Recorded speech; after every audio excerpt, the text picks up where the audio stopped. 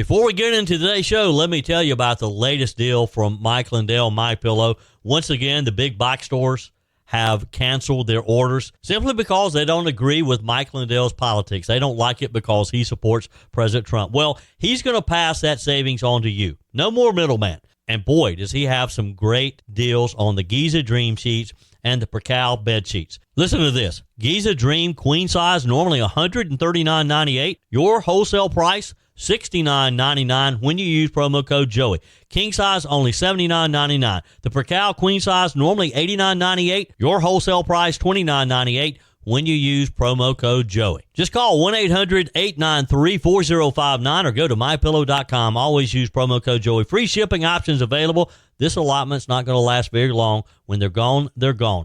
mypillow.com. Promo code Joey. Thanks for joining me in the PhD Weight Loss and Nutrition Studios. To lose weight for the last time, visit myphdweightloss.com. Welcome in. It's hard to believe this week is almost over. It's been a busy one and another busy day. Not surprising, a Biden-appointed judge is blocking the deportation of the suspected Boulder attacker, his family, despite visa violations. We have that updated story. And the hits keep on coming. Judge James Boberg is back in the news, this time ruling that the Trump administration must give more than 100 migrants sent to a notorious prison in El Salvador. Remember that? Remember the flights? They must go back and give these prisoners a chance to challenge their deportations. President Trump is banning travel to U.S. from several countries to block who he is calling dangerous foreign actors. And former White House Press Secretary Karine Jean-Pierre made headlines yesterday when she announced she's leaving the Democrat Party to become an independent. The announcement comes at a time when her new book is set to be published this fall.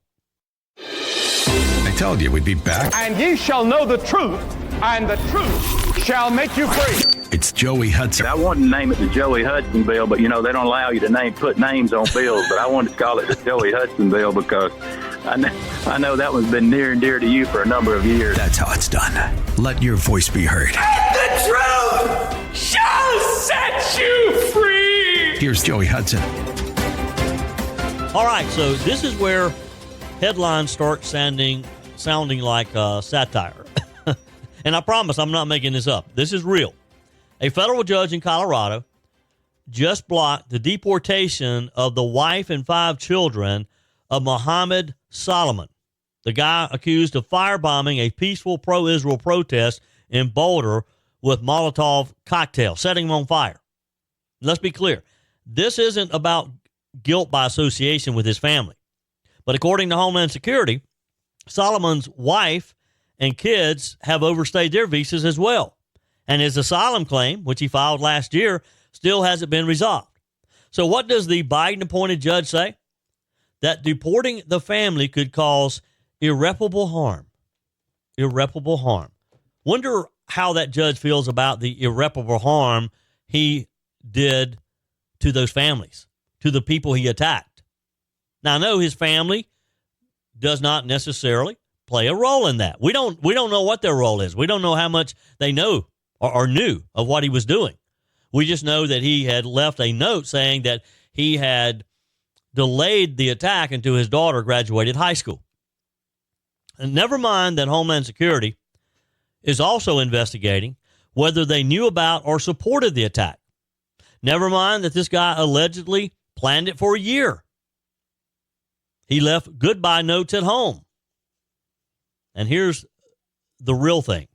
This ruling came not from the family's lawyers, but from a friend of the family who filed the emergency motion on their behalf. Meanwhile, ICE says that the whole family was taken into custody legally. Secretary Kristi Noem says the feds are actively investigating their potential ties to the attack. So while Boulder still reels, while 8 people recover from burns and trauma, and while communities demand answers, we've got sanctuary politics and emergency rulings stepping in to protect those possibly connected to terrorism from immigration enforcement. Wow. Meanwhile, this is another one of those you're not going to believe it stories. A federal judge ruled yesterday that the Trump administration must give more than 100 migrants who were sent to El Salvador, to that prison in El Salvador, a chance to challenge their deportations. You can't make this stuff up. This is our buddy, Judge James Boasberg. He said that people who were sent to the prison back in March under the 18th century wartime law, that they haven't been able to formally contest removals or allegations that they are members of the Venezuelan gang Tren de Aragua. He ordered the administration to work towards giving them a way to file those challenges. You think that's going to happen? You think the Trump administration is going to come up with some way that these folks can challenge their deportation? Look, forget about whether or not they were part of this gang. The thing they all have in common is they were in our country illegally anyway. I don't care if they're a gang member or not. We got them rid of them. We sent them back home. Let them stay there. Leave them alone, Judge. The judge wrote that, quote, significant evidence has surfaced indicating that many of the migrants in prison in El Salvador are not connected to the gang and thus languish in a foreign prison on flimsy, even frivolous accusations, he said. Look, there's nothing frivolous or flimsy about the fact that they were illegals. They were in our country illegally. That's a given. Whether they're a gang member, I don't care. Judge Boasberg gave the administration 1 week to come up with a manner in which at least 137 people can make those claims, even while they're formally in the custody of El Salvador. It's the latest milestone in this months-long saga over the fate of these deportees in prison at El Salvador's notorious terrorism confinement center. We all know the story. After Trump invoked the Alien Enemies Act of 1798 in March and prepared to fly plane loads of the accused gang members to El Salvador and out of the jurisdiction of U.S. courts, Boasberg ordered them to return the planes. Turn them around. Come back. The demand was ignored. Boasberg has found probable cause that the administration committed contempt of court after the flight landed. El Salvador president posted a taunting message on social media, reposted by some of Trump's top aides, that read, "Oopsie, too late." The U.S. Supreme Court later ruled that anyone targeted under the AEA has the right to appeal to a judge to contest their designation as an enemy of the state. Boasberg, in his latest ruling, wrote that he was simply applying that principle to those who have been removed already. Boasberg said the administration plainly deprived the immigrants of a chance to challenge their removals before they were put on flights.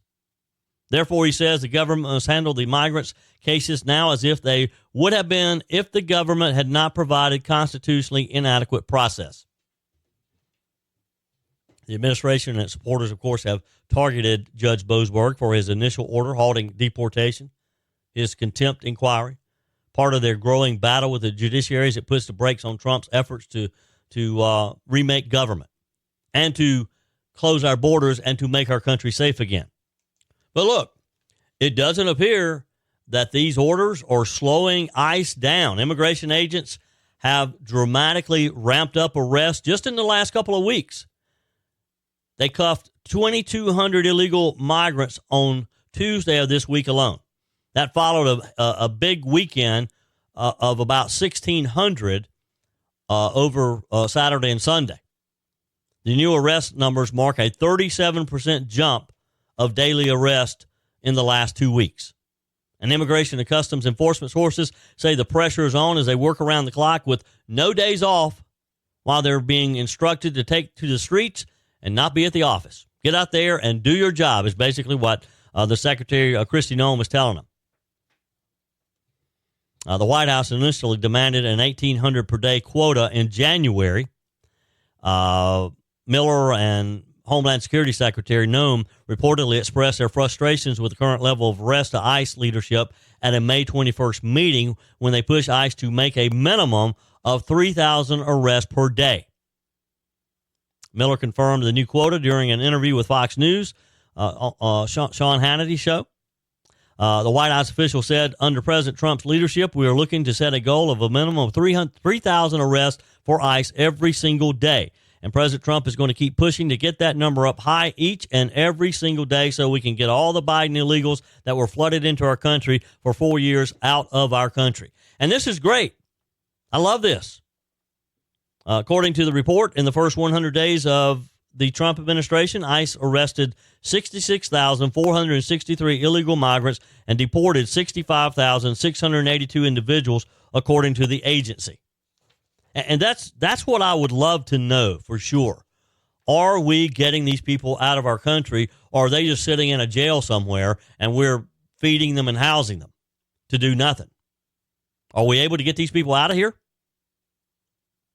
The Trump administration has focused on targeting illegal migrants who have criminal records or deportation orders as part of its mass deportation agenda. And that's what you have to keep reminding people, because you have the Democrats, you have the left running around half mad as if we're just snatching up innocent people. But everybody that they're targeting has a criminal record in the United States. In some cases, these people have already had a deportation order by a judge, and we just haven't found them. Nobody's made the effort to find them. So they know that they have to leave. They know that they've been told to leave, but they have, until somebody actually catches them and makes them leave, they're just working and playing and doing whatever they want to do until that time comes. Well, guess what? Time's up. Because Tom Holman and his group, they're going to come knocking on your door. So you might want to keep a bag packed. Be ready to go on very quick notice.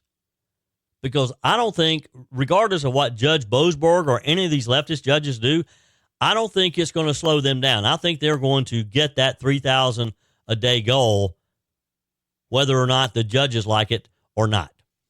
Joey Hudson here. America is facing a health crisis, and the answer isn't more meds. I lost over 30 pounds on the PhD weight loss plan without Ozempic or any weight loss shots. Don't settle for a lifetime of medication. GLP-1 injections like Ozempic help some people lose weight, but they come with side effects, high cost, and most gain it back when they stop. At PhD Weight Loss, we reveal Big Pharma's big secret. Your body already makes GLP-1, the appetite-fighting hormone. Our program helps your body make it naturally so you'll drop the pounds faster. With the PhD method, no side effects, no long-term risk, no rebound weight gain, just natural, lasting results, all without hunger or cravings. Right now, get a free body scan and personalized metabolic assessment. Discover your body's true potential without a shot. It's free and gives you the keys to your personalized plan. Do like I did and don't trade your health for a quick fix. Call now at 864-644-1900. That's 864-644-1900, or visit myphdweightloss.com, myphdweightloss.com.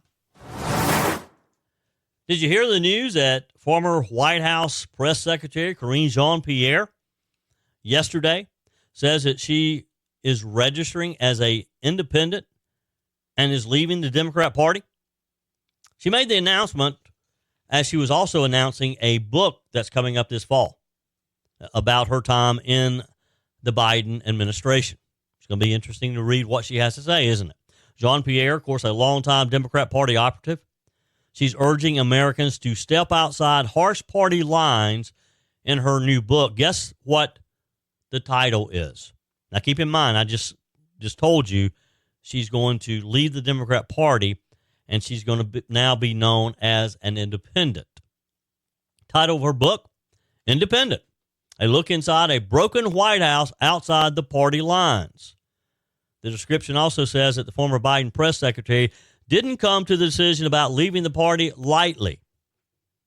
According to the Associated Press, she said, until January 20th, I was responsible for speaking on behalf of the President of the United States.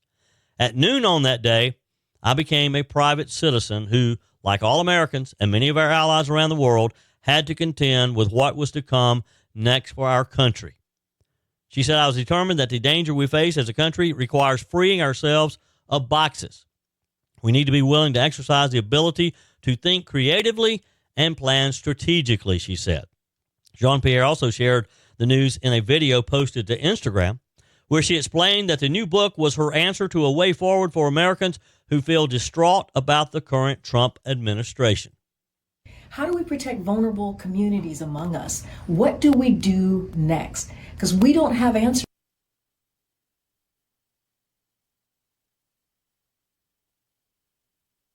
Hi, I'm Karine Jean-Pierre, and I am the author of a new book that's coming out this fall called Independent. It's coming out on October 21st, so please do grab it. And the reason I wrote this book, coming out of the White House, serving as White House press secretary was an honor and a privilege. But since I have left, the people that come up to me, strangers that come up to me just across the country as I'm traveling, and sometimes right in my neighborhood, at a grocery store, supermarket, airport, my daughter's school, the number one question they ask me is, Karine, how do we get out of this? How do we protect our democracy? How do we protect vulnerable communities among us? What do we do next? Because we don't have answers here. That's what they ask me. And this is my answer. And what I mean by that is, in an era of misinformation, disinformation, the regressiveness of social policy, what we're seeing currently right now, what I have decided to do, and I really have thought long and hard about this, is to follow my own compass. And that's what I've done. And that's what this book does. And here's the truth. And here's how I will lay it out to you. I think we need to stop thinking in boxes and think outside of our boxes and not be so partisan.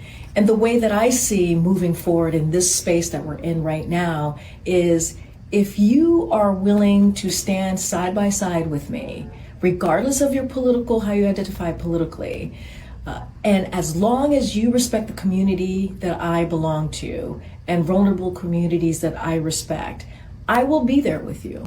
I will move forward with you. And that is, I think, so important. So this book, Independent, it's about looking outside of boxes, not just always being in a partisan stance. And how do we move forward together in a compassionate way, in a way that really, truly cares about people? October 21st. So you tell me, are you ready to move forward with Jean-Pierre? Are you interested in her challenge to be able to stop thinking about Democrats, Republicans, but to think about people in general and how we can get along, how we can be in unity with one another? Look, again, let me get back to why I think she decided to leave the Democrat Party. Not because she disagrees with what they believe in, but because this was a PR stunt. You think it's interesting that, or just a coincidence that she became an independent the day that she also announced that her book is titled Independent? It's a publicity stunt. And look, she is, whether you like her or not, Jean-Pierre has been a Democrat Party hack for years. She worked for the 2020 Biden-Harris campaign, served as a spokesperson for the far-left Move On advocacy group. She said that the book was about not always being in a partisan stance. The description also says that the book, you heard her say October 21st, will look at the 3 weeks that led to Biden's abandoning his bid for a second term and the betrayal by the Democrat Party that led to his decision. Now, I don't think she's going to be kind to the Democrat Party and the powers that be within the party. We've had several books that have come out faster than I thought they would. I knew there'd be an onslaught of books. I didn't realize they'd get them to press this quickly. That means that a lot of these people were writing these books even before they left the Biden administration. Several books have been written about the Biden-Harris White House. You've got Jake Tapper's and Alex Thompson's Original Sin. Don't have that one yet. Jean-Pierre, you may recall, routinely dismissed questions about Joe Biden's fitness while she was his White House press secretary. When CNN host Don Lemon last year asked her the question, she said, "Don, you're asking me this question. Oh my gosh, he's the president of the United States. I can't even keep up with him." Meaning that, when host Don Lemon had asked about whether Biden's ability to serve a second term was a question for her, and she claimed she couldn't keep up with him. In February, Jean-Pierre accused Democrats of unleashing a firing squad on the former president, who was forced off the Democrat presidential ticket. She said, "I've never seen anything like it before. I've never seen a party do that in the way that they did, and it was hurtful and sad to see that happening. A firing squad around a person who I believe was a true patriot, a person I believe did everything he can for our country. Surely she doesn't think and still think that Joe Biden should have been the party nominee. Again, she saw him up close, personal. She had to know that he wasn't capable of serving another term. There is so much going on in our nation's capital right now over the one big, beautiful bill. It's just hard to keep up with. White House Deputy Chief of Staff Stephen Miller yesterday made the case for President Trump's big, beautiful bill, the budget reconciliation bill, in a series of posts on social media. In the X post, Miller outlined why the bill is the most essential piece of legislation currently under consideration in the entire Western world, he said. His Wednesday morning post sought to clarify what he calls one of the biggest points of confusion, spending versus tax cuts. He wrote on X, the lefty CBO, Congressional Budget Office, says extending the 2017 tax cuts, preventing their expiration, increases the deficit. Some critics have seen this figure and claimed or implied the bill increases spending. Even according to CBO, the bill cut spending over $1.6 trillion. So when a libertarian, Senator Rand Paul, attacks the deficit impact of the bill, they are attacking the tax cut. He said a second major point of confusion is what's actually in a reconciliation bill. It is not an appropriations bill or a general budget bill. It provides no funding or authorization for 99% of the operations of the government. It was written not by appropriators, but some of the most conservative members of the House. It has not a single Democrat provision or vote. That created just a flurry of activity yesterday. Miller wrote, the bill will increase by orders of magnitude the scope, scale, and speed of removing illegal and criminal aliens from the U.S., adding that now is the only chance to pass these immigration enforcement measures with 218 House Republicans and 50 GOP senators. He said, in addition to the most significant border security and deportation effort in history, the extension and expansion of the Trump tax cuts, which he says is actually what the CBO is scoring, not spending, but tax cuts, and the largest welfare reform in history, cutting almost $2 trillion in spending. So, what are all these things swirling around? Look, there's a sense of panic in Washington, D.C., as we've seen this week with Elon Musk breaking rank. House Republicans are fuming behind closed doors, and it's not because of Joe Biden, but because of Elon Musk. The same Elon who torched Twitter censorship, boosted free speech, and was America's golden boy of innovation, now he's calling Trump's Win Big, Beautiful bill a disgusting abomination, and a lot of the Republicans don't like it. And why do they not like it? Or why does he not like it? Because it doesn't cut spending deep enough. He wants more fiscal discipline, more cuts, less spending, which, sure, in theory, we all do. Musk says the GOP has sold out to special interests and abandoned fiscal conservatism. So let's be clear. House Republicans and GOP leadership, they're not thrilled. They're not happy campers with Elon Musk right now, but they can't say a whole lot. They got to kind of keep quiet about this. They worked tooth and nail to move the bill forward, and now they're not quite sure what's going to happen in the Senate. Well, because of Trump's inner circle, they had a what they called a war council on Capitol Hill yesterday with key Senate Republicans. Senate Majority Leader John Thune said it best: failure is not an option. And that's what I've been saying all along. There are things in the bill I don't like, but we cannot just not pass this. Folks, that's Trump's team going on offense by having these meetings with key senators. They're not just defending the budget bill. They're going deeper, harder, and faster. Senator Thune, Roger Marshall, even Vice President J.D. Vance was in the room, according to reports, along with Treasury Secretary Scott Bessent and economic rock star Kevin Hassett. And what did they say? Well, here's what some of the GOP senators want. They want to get $2 trillion more in cuts. They want to make business tax cuts permanent. And they're pretty clear that they want to stick it to the bloated federal bureaucracy. Hassett even said the economy could grow at 4.6% annually if the budget passes. That's not Bidenomics fantasy. That's MAGA math with real results. And the icing on the cake, Trump's tariffs are raking in more than expected.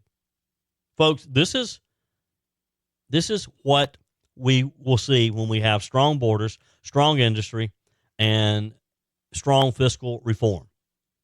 Now, the CBO, and a lot of, even some GOP members have latched on to CBO numbers. Well, it's a numbers game. Let's talk about those so-called hot numbers from the Congressional Budget Office, or as I like to call them, the bureaucratic magic 8-ball. They rolled out not one, not two, but three different projections. They claim Trump's budget adds $2.4 trillion to the debt over 10 years. But wait, they also say Trump's tariffs cut the deficit by $2.8 trillion. Oh, and by the way, they claim 11 million Americans would probably lose their health insurance. So let's get this straight. It adds $2.4 trillion, and I never was good at math. It also cuts $2.8 trillion, which how can you do both, CBO? You have to kind of pick a lane, don't you? House Majority Leader Steve Scalise called them out, and rightly so. He said, you don't have to go far back to see how wrong the CBO has been. Meanwhile, the White House pounced on the good numbers, saying that when you combine it all, the deficit actually shrinks by $500 billion. But here come the Democrats, screaming that 11 million will lose coverage, completely ignoring the fact that many of those are able-bodied adults dumped into Medicaid under Biden's rule by pen. They forget about the fact that we are not a welfare state. If you're able to work, that's the American way. You get a job, you earn your own keep. Well, the Democrats now are starting to whisper, and they're whispering the I word. Yes, impeachment. Here's the swampiest part of the story. Democrat Representative Jasmine Crockett, the same one who loves dropping one-liners on the Colbert Show, is already floating impeachment if Democrats take the House in 2026. That's why it's so important in the midterms that we do the right things and we win next year. Now, they've impeached Trump twice, both times political theater. And now they're ready to go for round 3. Based on what? Pardons? Planes to Qatar? What's next? Impeach him for liking Diet Coke? Even some Democrats are beginning to groan. One told reporters she's going to turn off a lot more people than gain. Sure, don't you think they've learned that by now? I mean, they've impeached him twice, and the American people overwhelmingly elected him in November. I mean, give up the impeachment. That's just not a good strategy for anybody. So where are we? Well, you've got Trump's team sharpening the sword, ready to go to battle to get it through the Senate, his big, beautiful bill. Senate Republicans demanding more cuts. CBO's tripping over itself, throwing out their numbers. And Democrats are dusting off the impeachment playbook. Is the bill perfect? No, it's not. But it's a step, a bold step towards fixing the mess that Joe Biden left us in. It's Trump being Trump, doing what the American people sent him to Washington to do. Fight to save the country. And if the Democrats want to call that a betrayal, well, fine. Call it what you want to. But the only betrayal I see is the left turning their backs on American workers, on common sense, and on the Constitution, all because they're still mad at Trump because he beat them again.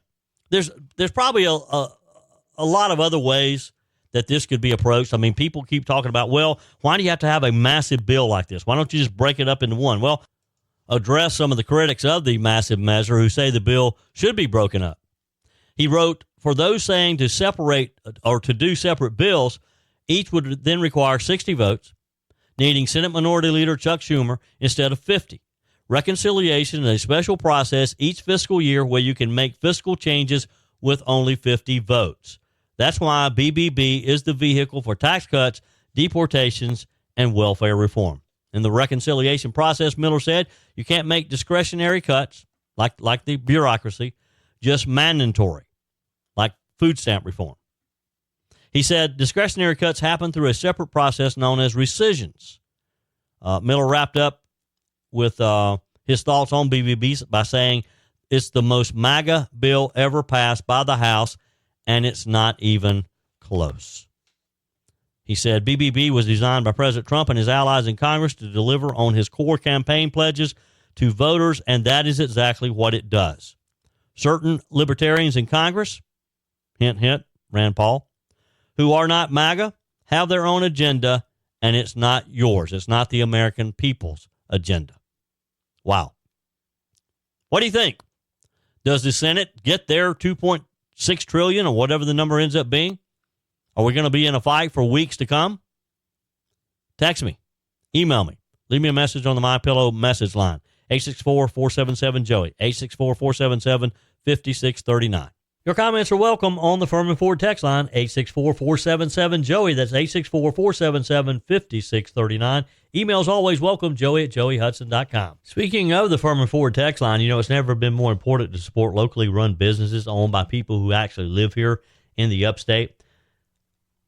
Let me take a minute to talk with you about our friends at Furman Ford. If you're looking for a new vehicle, maybe a great pre-owned vehicle, one you could trust, or maybe you're looking to order that special vehicle. Either way, if you want a new one, a brand new one, or a pre-owned that you can trust, the folks at Furman Ford, they're there to help you. Their name is on the sign because their name is on the line, because every single transaction is important to them. Jim Furman, Matthew Furman. They do business the right way. When you stop by, when you give them a call, or maybe when you just send them a quick email, you're always going to have access to a member of the Furman Ford family. And by the way, they also offer great service, and you're not going to have to wait weeks and weeks to get it done. And you do not have had to purchase your vehicle at Furman Ford. Doesn't even have to be a Ford. They service all makes and models. Visit my friends at Furman Ford online at furmanford.com, furmanford.com. On the text line, Tony says, Joey, the bill adds to spending. How can it be a good bill? So ask me who I trust more, crooked, lying politicians or a guy who built a billion-dollar industry. I guess, Tony, you're saying that you're going to side with Elon Musk on this one. I got it. I hear you.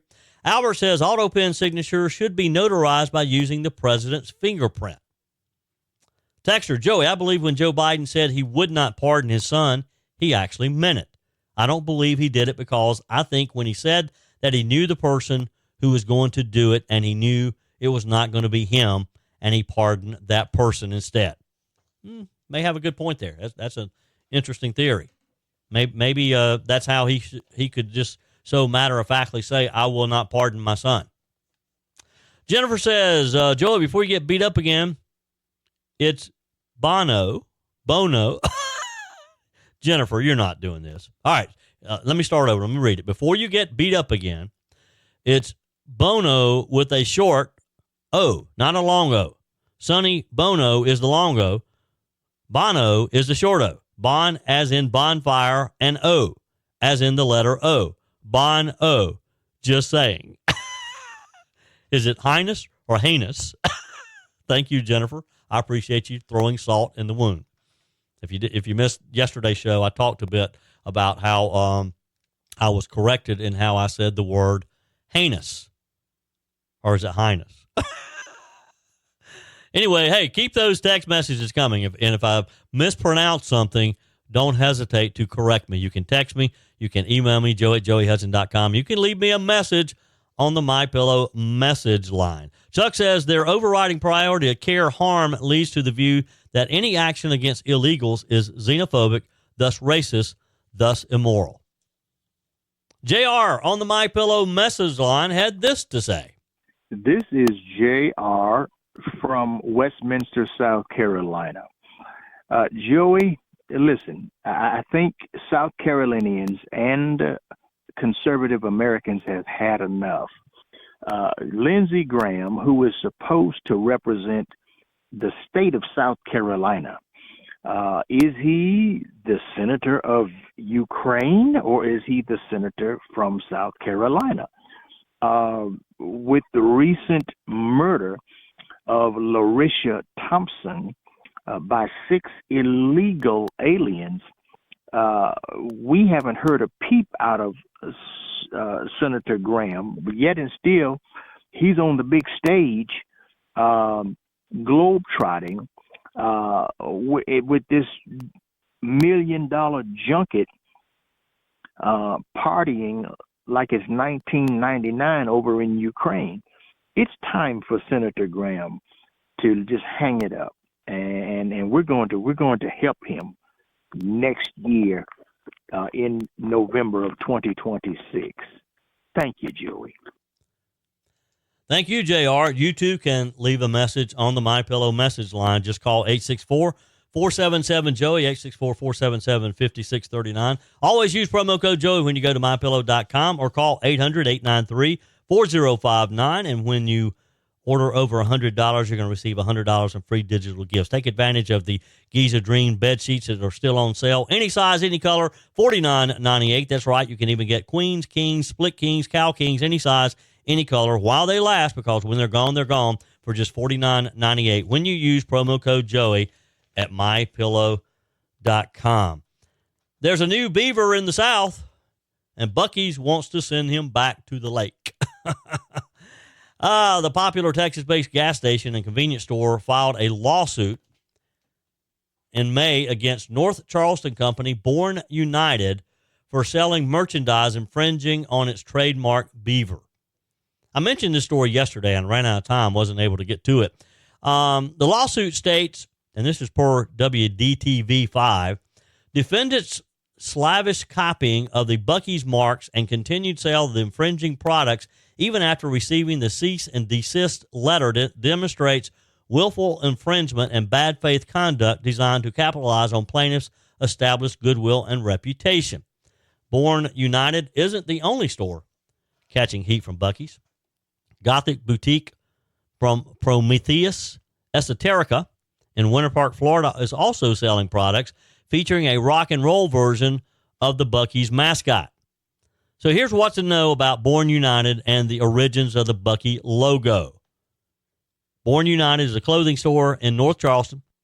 According to the company website, its mission is to become a nationwide movement of absolute pride in our flag and what it stands for, the United States of America, and brave men and women who defend our freedom. Cameron Bechtold is the founder of the company. The store carries its own exclusive private label, as well as Grunt Style, Palmetto State Army, Relentless Betrayal, Nine Line Apparel, Howitzer Clothing, the 13th, Mucket Bucket, and others. Items sold at Born United featuring the Buc-ee's trademark includes a T-shirt, shorts, and a tack buck. The lawsuit states that on the patch, the Buc-ee's beaver can be seen donning a military uniform helmet and an assault rifle, the words "Live Free" displayed underneath it. So, why is Buc-ee's mascot a beaver? Buc-ee's founder, Arch Beaver Applin, was nicknamed Beaver as a child. Applin combined his nickname with his dog's name, Buck, to create the name Buc-ee's. The beaver mascot is a visual representation of the original story. Now, according to a Greenville News story, Buc-ee's is going to be coming to the upstate at some point. They've expressed interest in developing a store in Anderson County, but they've been talking about it for about 2 years now. An estimated $40 million would need to be secured for the bridge portion at Liberty Highway in Anderson, according to Rusty Burns, a spokesperson there. A Buc-ee's in Anderson would follow a similar pattern to other Buc-ee's, including featuring local artwork and Clemson memorabilia, along with franchise staples such as Beaver Nuggets and Gator Jerky. The last update the Greenville News received regarding the potential Buc-ee's location was that South Carolina Department of Transportation engineers were studying traffic upgrades needed to bring the brand to Anderson. Look, if Buc-ee's is waiting on the South Carolina Department of Transportation, they may want to revise their business model. You don't wait, or you don't pick a location where you have to depend on the DOT to make changes, do you? Buc-ee's, if they don't realize that now, they'll learn it the hard way. Hey, quickly, President Donald Trump signed a sweeping order blocking travel to the United States from nearly 20 countries identified as high risk for terrorism, visa abuse, and failure to share security information. These new travel restrictions that were announced under Executive Order 14161 apply to nationals from 12 countries, including Afghanistan, Iran, Somalia, Libya, and Yemen, all deemed very high risk due to terrorist activity, weak or hostile governments, and high visa overstay rates. 7 more countries, including Venezuela, Cuba, and Laos, face partial restrictions as well. White House Deputy Press Secretary Abigail Jackson, in a statement, said President Trump is fulfilling his promise to protect Americans from dangerous foreign actors that want to come to our country and cause us harm. She called the restrictions common sense and targeted at countries that lack proper vetting, exhibit high visa overstay rates, or fail to share identity and threat information. Afghanistan, for example, has a student visa overstay rate of 29.3 and is controlled by the Taliban, which, by the way, is a designated global terrorist group. So now there's some people already up in arms because President Trump is restricting travel from some of these countries. They're going to talk about how it's racist and how this is going to hurt some of these people who need to come here for work and that type of thing. Look, it is a privilege to come to visit our country, not a right. No one has a right to do that. And if President Trump thinks that that it's a risk, then I'm with him. That's it for today's show. Tara's up next, followed by Mike Gallagher, Bill Frady, Charlie James, Mark Levin tonight. We're back again at 5 a.m. for your first cup of coffee tomorrow and more of Sunrise Carolina. Till then, folks, remember, God's got this.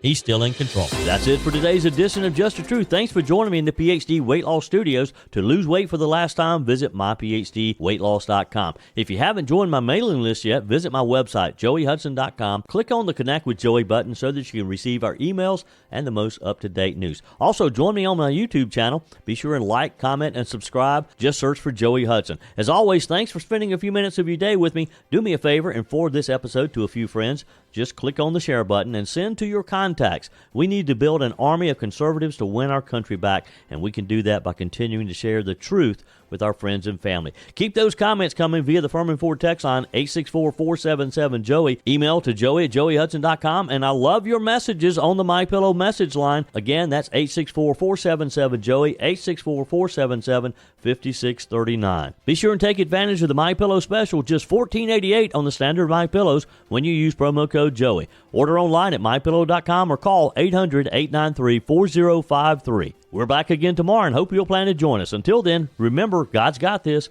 He's still in control.